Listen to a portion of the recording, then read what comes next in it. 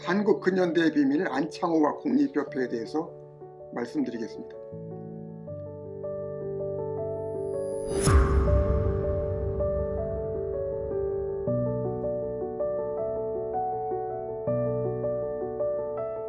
나는 한국 근현대의 비밀을 여는 열쇠가 안창호라고 생각합니다. 안창호를 한국 근현대 역사의 중심에 넣고 보면은 한국 근현대의 전체 맥락과 의미가 드러날 뿐 아니라 한국 근현대사가 일목요연하게 잘 연결이 돼요. 안창호는 한국 근현대사 속에 묻혀있는 보물이라고 생각합니다. 그의 진실과 업적은 제대로 평가되지 못했다고 보는 겁니다. 해방 이전 1938년에 죽음으로써 안창호는 해방정국에 참여하지 못했습니다. 그래서 학자들과 대중의 관심을 받지 못했다고 생각합니다.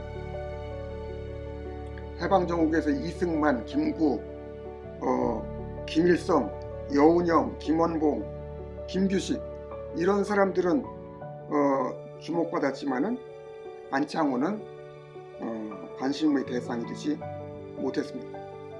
또한 초대 대통령 이승만이 평생 안창호를 적대자와 경쟁자로 삼고 미워하고 멀리했기 때문에, 또 음해하고 배척했기 때문에 한국 사회의 역사의 중심에서 주류에서 배척되었다고 생각합니다.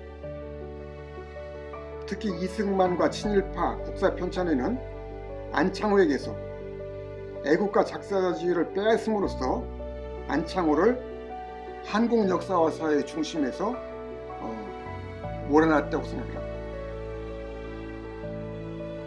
또 한국 사람들의 기질이 총을 쏘고 폭탄을 던지고 죽은 사람들, 또 일본군과 전투를 벌인 독립군 장군들에게는 관심이 있는데 안창호 같은 교육가, 조직가, 사상가에게는 관심이 없어요. 그래서 안창호가 받아야 될 만한 그런 관심과 주목을 받지 못하고 있다. 그러나 오늘 우리 현실에 비춰보면은 난 안창호가 다른 모든 사람보다 중요하다고 생각을 해요. 오늘 우리가 아베가 밉다고 해가지고 안중근이나 연봉길처럼 지금 폭탄 가져가서 죽일 수는 없잖아요. 그래서 문제가 해결되는 세상이 아니거든. 오늘날 정치, 사회, 경제 모든 문제를 푸는 방식, 지혜, 힘은 안창호에게서 배울 수 있다고 나는 생각을 해요. 김구도 아니고 이승만도 아니고 김일성도 아니고 여운형이나 김원봉이나 안중근도 아니라고 생각해요. 오늘 우리 삶을 깨워주고 바로 세워주고 바른 길로 나가게 하는 그런 힘과 지혜와 선행 업적은 오롯이 안창호에게 있는 거죠. 그러니까 안창호가 정말 중요한 거예요. 안창호가 정말 중요해요. 다른 사람들은 과거에 그런 일을 했다 그런 정도지만은 오늘 우리 문제를 해결하고 우리 자신을 이해를 하고 앞으로 우리가 어떤 방향으로 나가야 될까 이 고민을 할 때는 안창호를 연구하고 안창호에서 배워야 된다는 거죠. 안창호를 한국 근현대의 중심에 넣고 보면 한국 근현대의 의미와 맥락이 아주 잘 드러나요. 안창호야말로 동서문명의 만남과 민중의 주적자가 일어나는 한국 근현대사의 중심에 있었습니다. 16세까지는 아버지, 할아버지에게서 유학을 배우고 그리고 그 지역의 유학자 김현진에게서 유학을 배웠다고 했어요. 1894년 16세 때 서울로 와서 선교사학교에서 서양의 정신문화인 기독교 신앙과 민주사상, 과학세상을 배웠습니다. 그리고 1895년에 발간된 유길준의 서유견문을 읽고 민족문화의 주체성을 가지고 민주정신을 바탕으로 문명개화의 길을 걷게 되었습니다. 또 1896년에 독립신문 독립협회가 창립되면서 서재필 윤치호를 통해 새문명과 민주주의를 배우고 민중개몽운동에 참여했어요. 돌이켜보면 안창호처럼 한국 민족 정신에 충실한 사람이었고, 그러면서도 서양 정신 문화를 깊이 받아들이고 서양 정신 문화에 개방적인 사람이 없어요. 오해받기 쉬워요. 한국 전통 문화만 생각하는 사람이 보면은 안창호는 서양적이고 미국적인 인물이에요. 1974년에 민청학년 사건으로 서대문구치소에 몇 달간 있었는데, 그때 나는 1층에 있었고 2층에는 김지아 선생이 있었는데, 김지아 선생이 저녁 먹고 얘기를 서로 나눌 기회가 있었어요. 만나서 얘기를 나눈 것이 아니라 변기통이라고 해서 저 변소에서 창밖을 향해 서로 얘기하는 거죠. 얘기하는 건데, 얘기 들어보면은 안창호를 싫어하고 미워하더라고요. 안창호는 왜 싫으냐? 수염 깎은 거부터 싫다는 거예요. 수염을 이렇게 좀 짧은 구렛나루 수염 짧게 깎았거든요. 저 서양 냄새 난다고 싫다는 거예요.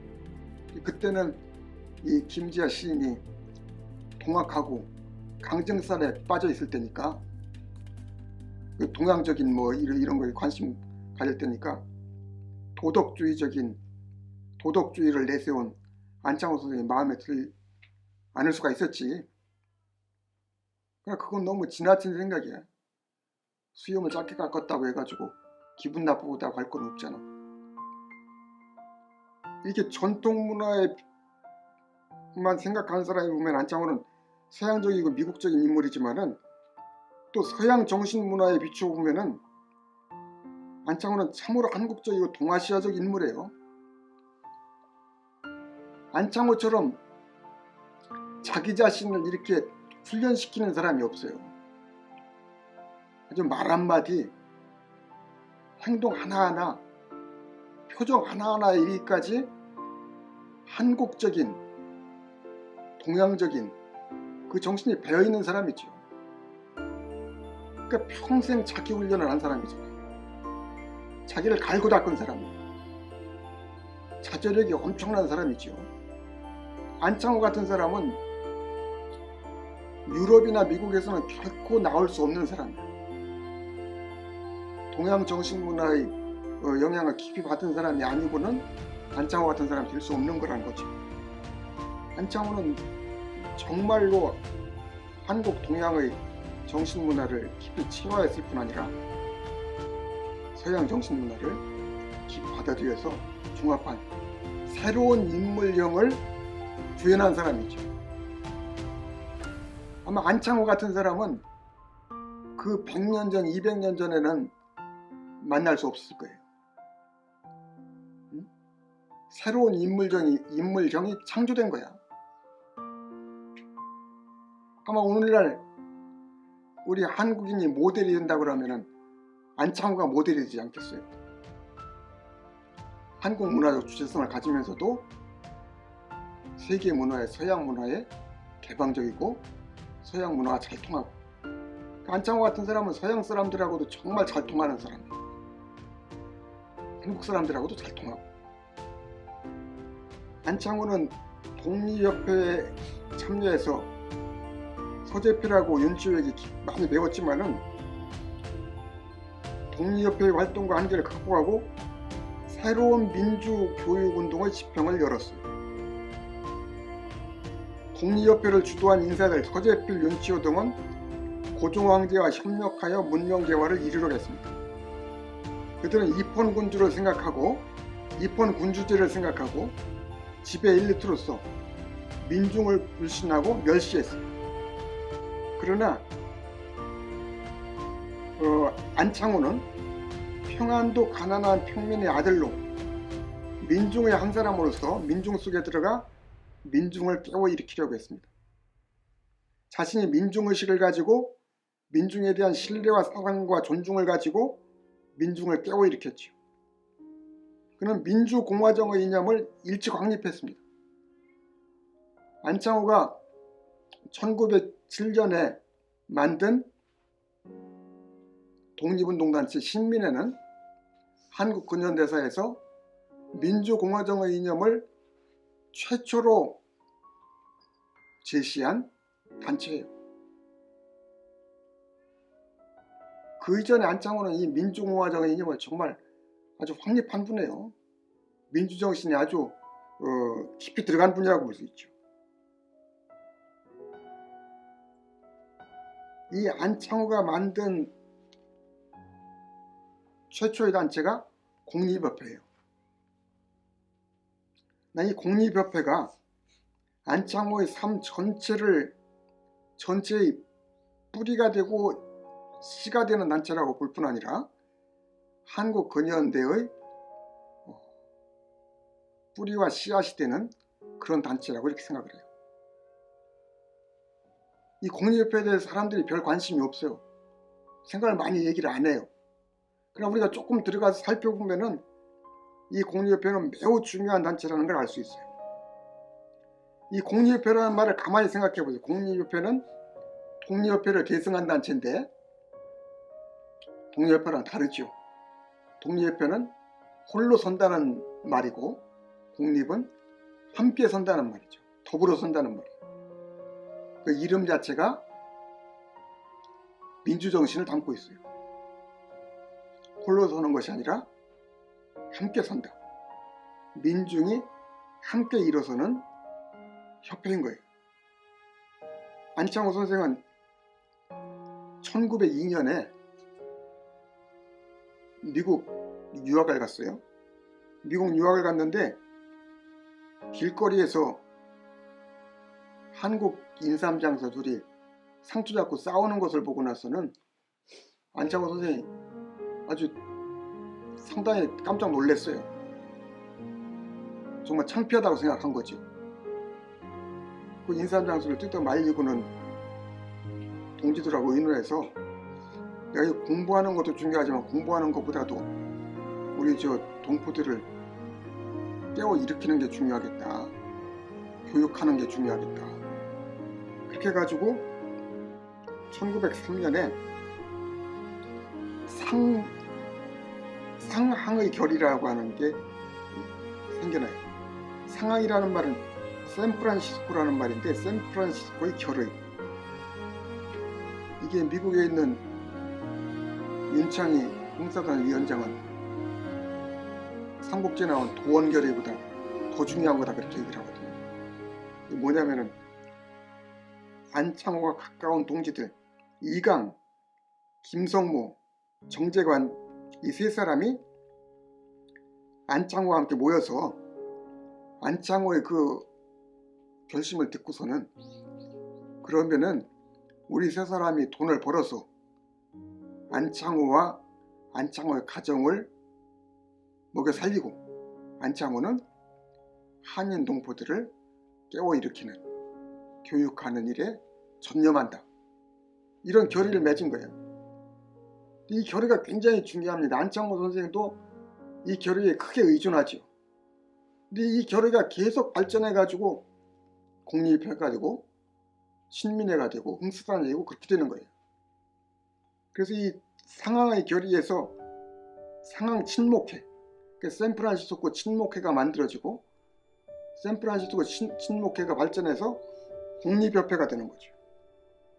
당시에 미국에는 한인 동포들이 수가 많지 않았어요. 수가 많지 않았는데 그래도 1년 사이에 동포들이 많이 몰려오면서 공립협회 회원이 800명이 됐다니까. 미국에서만 굉장히 크게 발전한 거죠. 그래서 지부들이 막 생겨나고 그랬던 거예요. 나는 한국 근현대사에서 이 공립협회가 독립협회보다 더 큰 의미와 비중을 가지고 있다고 봅니다. 공립협회의 강령은 민이 서로 보호하고 단합함으로 되어 있어요. 한인 동포들이 서로 보호하고 단합하는 거. 그것이 이 공리협회의 강령이고 목적이었던 거죠. 근데 안창호 선생은 민이 서로 보호하고 단합하는 것이 문명부강의 뿌리와 씨라고 했어요. 서로 보호하고 단합함이라는 말이 관념적인 주장이라고 생각하면은 서로 보호하고 단합하는 민중들의 모임인 공리협회가 문명부강의 뿌리와 씨다, 이렇게 말할 수 있는 거죠. 이거 간단한 얘기 같지만 굉장히 이게 중요하고 큰 일이에요. 민이 서로 보호하고 단합한다는 이 말 속에 민주공화정의 이념이 확립되어 있어요. 당시는 부국강병, 야국강식의 국가주의와 사회진화론이 아주 일반화되어 있어요. 미국이나 유럽의 지식인들, 이 문명사회에 아주 가득 차 있는 것이 부국강병, 야국강식이죠. 이것을 제대로 극복한 사상가가 거의 없어요. 중국과 한국과 일본에서도 위대한 당시 정치 사상가들이 있다고 하지만은 이런 국가주의적인 문명이 부국강병과 야국강식의 이런 사회 진화론적 철학을 완전히 극복한 사람은 없다고 봅니다. 중국의 위대한 사상가라고 하는 강류의 양계초, 일본 근대화의 아버지라고 하는 후쿠자와 유키치, 이런 사람들은 이 부국강병, 야국강식의 국가주의적인 문명 이해를 완전히 극복하지 못했어요. 근데 안창호 선생이 일찍이 20대 초반에 이 한마디 말로써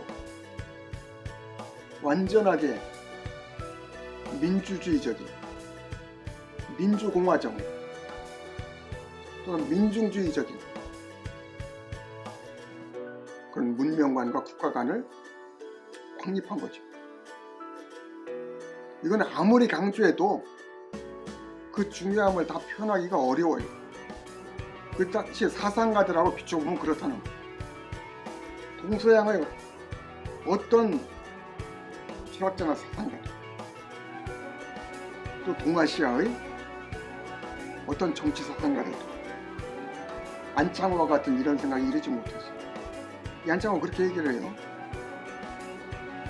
이 미국을 봐라. 미국이 워싱턴이나 무슨 뭐 굉장한 어떤 장군이 잘해가지고 독립해가지고 이렇게 문명부강을 이루는 것이 아니다. 응? 잘나고 똑똑한 사람이 있어가지고 미국이 저렇게 잘 사는 것이 아니라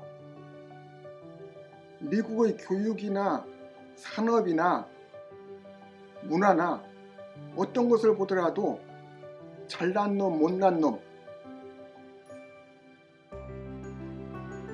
부한 놈, 가난한 놈이 함께 공합해가지고 단합해서 싸웠기 때문에 영국과 싸워서 식민전쟁에서 이길 수 있었고 또 오늘날 문명부강을 이룰 수가 있었다. 1906년 미국에서의 강연 때 분명히 이렇게 얘기를 해요. 공리협회 1주년 기념 강연 때. 굉장히 깊은 통찰이에요. 미국 문화가 저렇게 부강하게 된 그 뿌리는 잘나고 못난 사람들이 서로 공합해서 서로 보호하고 단합한 데 있다는 거예요. 앞으로 우리나라도 또 우리나라 문명도 민중이 서로 보호하고 단합할 때 비로소 부강한 나라가 될 수 있다. 문명 부강의 뿌리와 씨, 그건 민중을 서로 보호하고 단합하는 데 있다. 서로 협력하는 데 있다. 굉장히 놀라운 통찰입니다. 굉장히 중요한 거예요. 이런 원칙을 가지고 공리협회를 만들었기 때문에 공리협회는 정말로 당시에 그 비슷한 조직이 없기 때문에, 조직이 없진 않았어요. 조직이 많이 있었는데도 이 공리협회는 정말로 물밀듯이 확산이 돼요. 미국 본토에서만 800명의 회원이 생겨났는데, 이것이 1908년에 연해죠. 블라디보스톡으로 가서 거기 공리협회 지부를 만들었는데, 거기에는 순식간에 공리협회 회원이 3,000명이 됐다고 그러니까 대단한 거예요. 나중에 이것이 대한인 국민회로 발전해 가지고는 미국에서 거의 정부 고시를 하지요.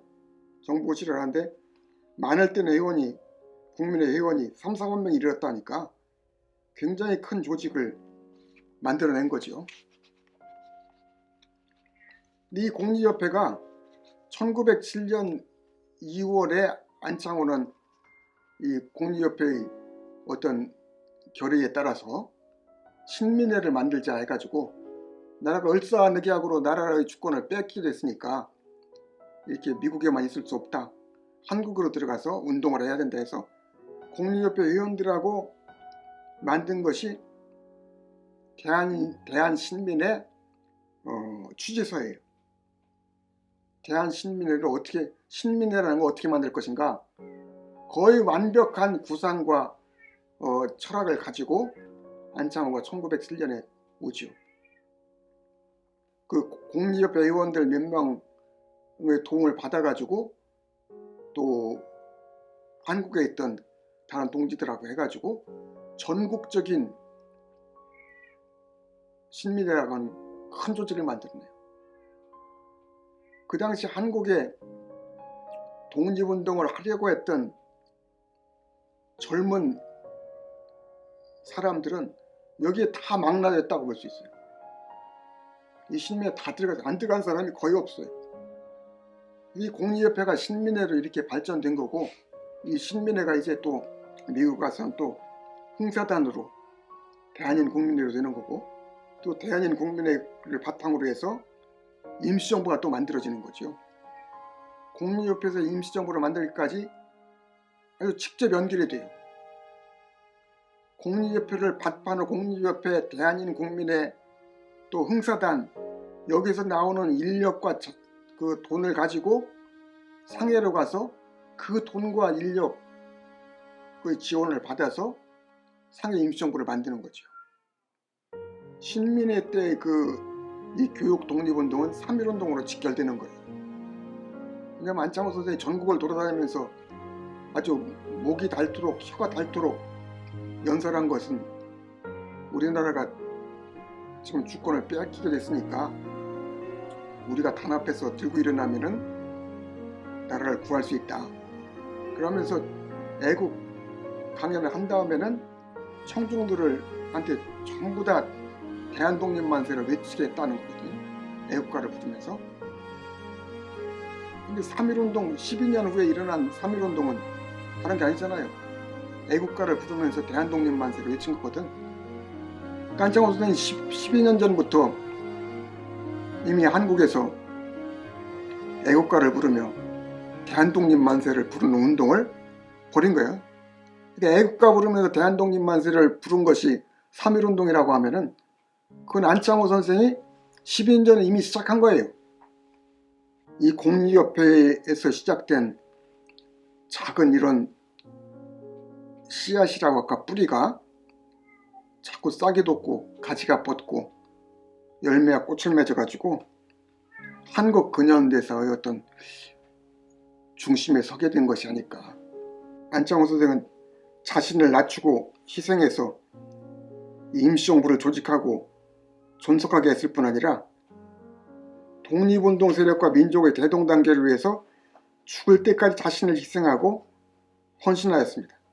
안창호 선생이 이렇게 목숨을 다 바쳐서 자신을 희생하고 헌신할 수 있었던 것은 공리협회의 그 결의에서부터 시작된 측면이 있다고 봐요. 동지들이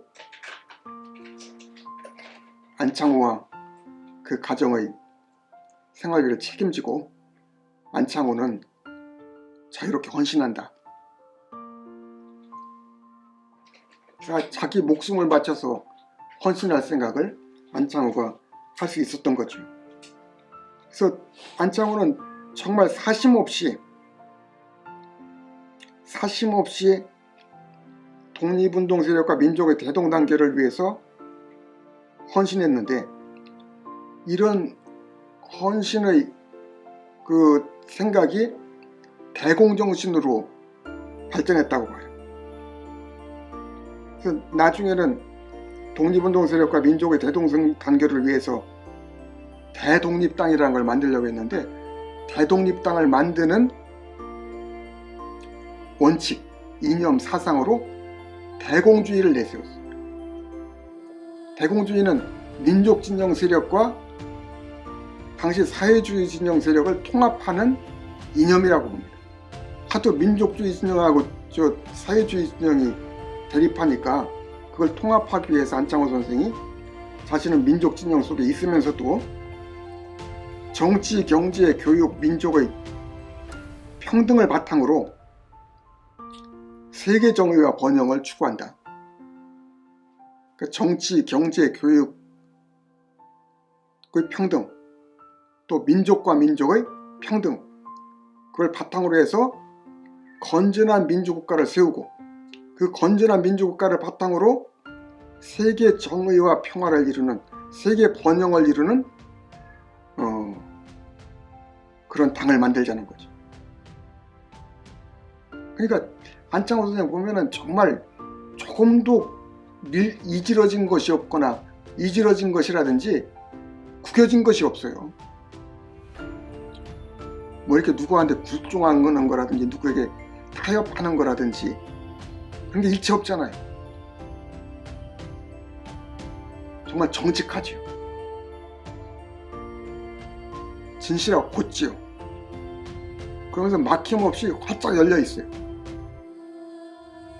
이거는 안창호가 특권을 버렸기 때문이라고 생각해요. 자기를 위한 어떤 사사로운 욕심, 그것도 버리고, 또 자기 집단이나 자기 단체의 어떤 특권을 누리려고 하는 그런 생각을 처음부터 말끔하게 버렸기 때문에, 민중의 자리에서 민주적인 정신으로 시작했기 때문에 안창호는 이렇게 거리낌이 없었고 막힘이 없었고 사심 없이 자신을 온전히 바칠 수 있었고, 작은 데서부터 세계 전체리기까지 하나로 생각과 실천이 뚫려 있었다, 이렇게 말씀드릴 수 있겠고, 그 중심에는 공립협회가 있었다. 이 공립협회가 안창호와 한국 근현대를 이해하는데 아주 기묘하고 중요한 단체라고 이렇게 생각을 합니다.